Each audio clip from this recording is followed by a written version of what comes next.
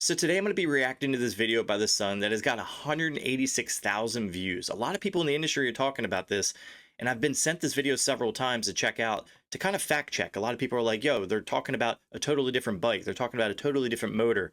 Why are people believing this type of stuff? And a lot of people are asking is this stuff going to be coming to the US? Because this video is in the UK.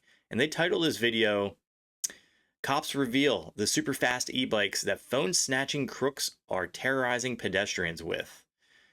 70-mile-per-hour e-bikes. Let's see what they actually have to say about this. I stopped this gentleman this morning, commuting on his way to work. He's gone through a couple of sets of red lights, so my colleagues have stopped him. And when we've looked at the bike, the rear hub is a 500 watt hub, so we can see there 500 watts. So we know that's illegal because it's over the 250. And what he means by that is in the UK, they have to be 250 watts. In the US, we have these class 1, 2, and 3. They don't quite have that. So if you're from the US and you're wondering why he's pointing that out, that's why. Limit that's allowed. To make matters worse, on the full setting, when you're ready, look at the speedometer as well. So, look at the speedometer, that is kilometres per hour. But with no weight on it, it's comfortably doing over 50 kilometres an hour, which is well over 30 miles an hour. So with him sat on it, you're looking at least sort of 25 to 30 miles an hour. And the brake on this one particularly, I'm pulling the brake in, is just about stopping it. I'll pull it right in. I mean, it is on mechanical disc brakes. I always talk trash on that. So any bike manufacturer that uses mechanical disc brakes, you guys are doing a huge disservice to the industry, that's for sure. This looks to be like a cookie cut Chinese replica of a foldable bike. But yeah, I mean, like, so far I haven't seen any phone snatchers. I just see him kind of looking at a bike and examining it. So this gentleman, there's a language barrier, but we can work really well these days with language line. So the officer dealing has gone on to language line, so this gentleman who's Spanish will understand exactly what's being told to him. But as is usual with these sort of things, we're trying our best not to make life difficult for these people by taking them to court, clogging up the court system. What we want to do is get this dangerous bike off the road. So the title is talking about phone snatchers.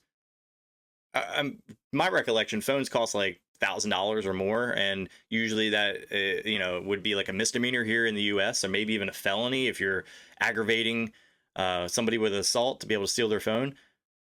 They're titling this about phone snatching, and he's not going to clog the court system if this guy is snatching phones, which I haven't heard anything yet. It just looks like he's just checking out a bike, but it sounds like they just want to impound bikes. We will seize it under 165 of the Road Traffic Act for no insurance, because no insurance. This stuff is coming to the US. I talked about this before. They're trying to put in insurance regulations, all types of laws like this. This is what I'm afraid of here happening in the US for everyday people. He's basically turned it into a mechanically propelled vehicle, which you need a license for on the road. So it's seized under 165 of the Road Traffic Act, and it will be destroyed. Destroyed. This is the paperwork we use to send these off to our pound. So anything here that's been recovered, what we call Section 165 of the Road Traffic Act, basically no insurance to use it on the road. Let's get. I mean, I see that's an Engway, it looks like. I mean, Engways are pretty popular here in the US. It's a pretty affordable option for people to ride, and that's pretty insane that they would impound it, destroy it. I wonder if they gave that guy a citation, fine, or something. The Should we get the monster out? To be honest, The monster. Rubbish bloke, and try and pick the whole thing up. I mean, that is 100 kilos probably. Yeah. 80 to 100 kilos. Now imagine that doing 70 miles an hour. And on the pavement. I don't doubt that bike does 70 miles per hour. I guarantee it does. I have a friend who has a bike very, very similar and has it all specced out. The phone snatchers are using very similar things to this. Police are fighting a losing battle against illegal e-bikes that are being used by gangs of phone snatchers terrorizing high streets.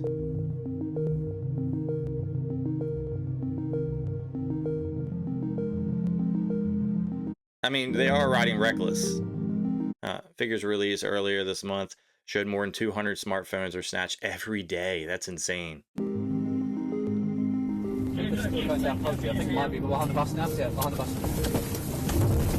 Bam! Got him. So this is where they're talking about the phone snatcher. See, that's why I hate that deception there in the beginning. It's like basically they're trying to showcase regular everyday e-bikes as the phone snatching e-bikes. But as you saw there are people there in Surrons. Those are bikes that can go 50, 60, 70 miles per hour. So no wonder that these phone snatchers are using it. But they're also making it look like everyday people that ride those e-bikes would be a phone snatcher. I don't like how that was framed.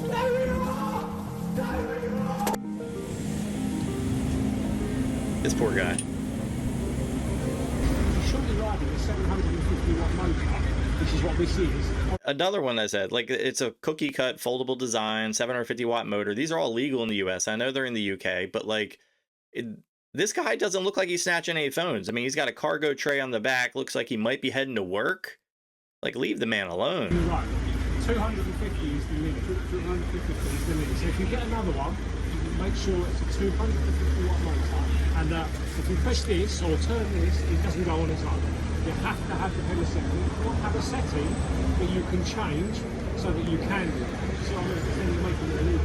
When we pressed it, when we first stopped him, it wasn't doing pedal assist, and he straight away went, "Oh no, I have to use the pedals." But there is a quick thing you can do on this to reset, to change it very quickly so that you have to use the pedals. Basically, turn it on. That button there shouldn't do anything.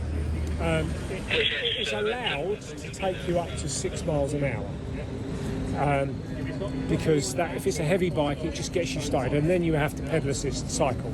However, there is a combination of something like you can press the minus and that button at the same time, and it kicks the throttle in.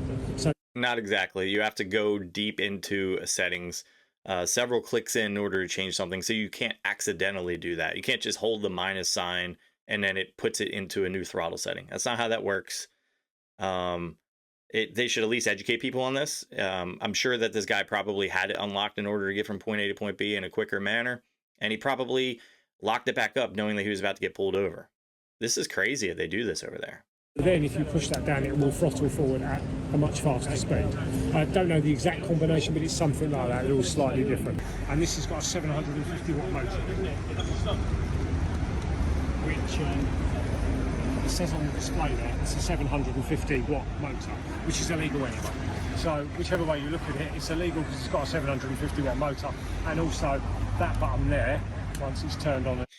I want somebody who's watching this video to make little 250 watt stickers you can put over top of the 750 watt stickers just to get around this, because this is insane. Like, the people they've shown so far are just everyday people trying to get from point A to point B, not snatching phones. I don't see them riding reckless on sidewalks. They're just everyday people. And in the right mode, we'll just power it forward at quite a speed. These things usually go up to about 30 miles an hour. So this is another one we'll be seizing. Getting off the road. Crazy.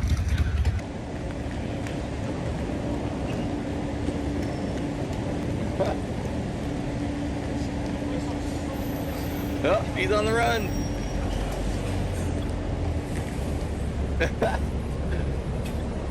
The police should have locked out of suspension and go a little faster. This is hilarious. Especially right here.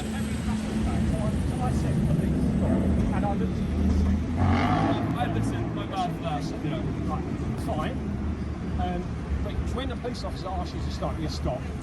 So just so you know, what we've got here is the gentleman saying he didn't hear. He's got headphones on, which there's no law against. Listening to his music nice and loudly. So we'll give him, he's not going to get...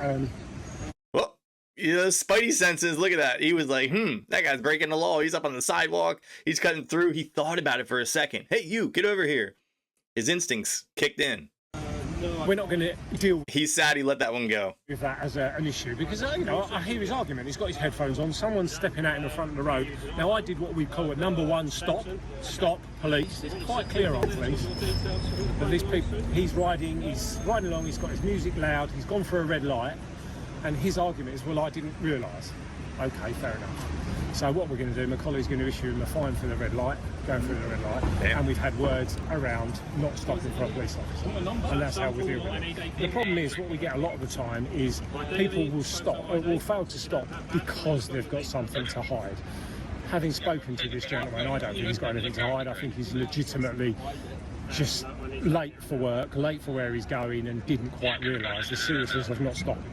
And that's fine, that's why we've dealt with it like this. However, many people that won't stop for us are because they've got things to hide, whether it's drugs in their pockets, they're looking to steal phones, and we may have spotted them. There's lots of other reasons and criminality behind why we're Then why don't you go after those type of people? It's an easy way for criminals to get around undetected. No license plates, no vehicles to check through on their automatic number plate readers, so they do use them, and we are aware of that. That's what they're going to use as a scare tactic. They need to register them. They need license plates. They need to know who you are and where you are at all times. And they're losing a lot of money, especially here in the US. A lot of people there's been less registrations of cars because people are using e-bikes as a mode of transportation to get from point A to point B. Or they're using it like they'll park their car somewhere, take their e-bike that's foldable out of their trunk and go to work, work out, whatever it might be.